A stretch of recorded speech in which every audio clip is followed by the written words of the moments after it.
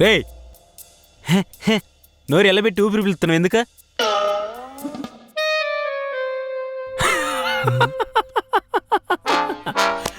అరే అది చేసిన మోసం కన్నా నువ్వు చేసిన హేళనే నాకు చాలా బాధగా ఉందిరా. మరి ఇందాక అన్నావు కదరా లైఫ్లో ఎటువంటి కష్టాలు లేవు బొంగు బోసానమని.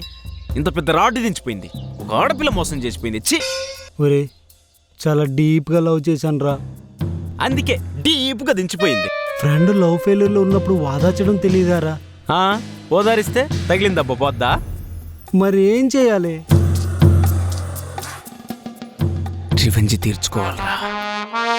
ఏంటి రివెంజా? ఏం చేయాలి?